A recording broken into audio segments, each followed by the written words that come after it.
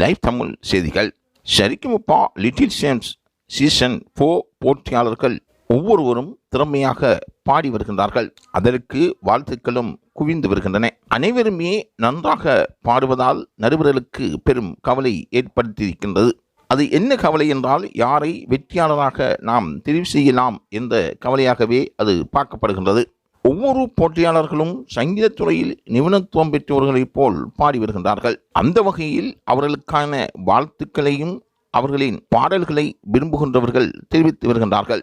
ஆனால் அந்த வகையில் ஒவ்வொரு போட்டியாளரும் திறமையானவர்கள் என்றே கருத வேண்டும். இந்த கருத்தில் எந்த மாற்று கருத்துக்கும் இடமில்லை. ஆனால் திவினஸை பொறுத்தவரையில் பல பாடல்களை அவன் தெரிவு செய்வதில், அந்த பாடலுக்கு உயிரோட்டம் அளிப்பதிலும் அவன் முன்னிலை வைத்து வருகின்றான். பாடலை பாடும் பொழுது அந்த பாடலில் இருக்கின்ற சுதிகள் பிசகாமல் பாடி வருவது அவனுக்கான ஒரு திறமையாகவே பார்க்கப்படுகின்றது. எந்த விதமான கருத்து முரண்பாடுகளுக்கும் அப்பால் திவினேஷ் சிறந்த ஓர் பாடகன் என்று பலர் பாராட்டுகின்றார்கள்.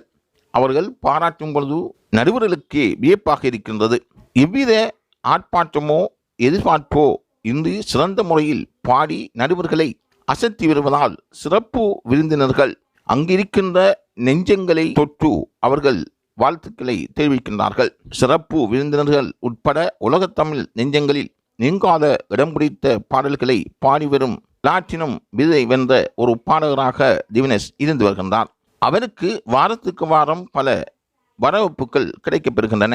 வருகை தரும் விருந்தினர்கள் அனைவருமே திவினேஷ் பாடி முடித்ததும் ஸ்டேஜுக்கு வந்து அவரை பாராட்டாத சிறப்பு விருந்தினர்கள் இல்லை என்றே கூற வேண்டும்.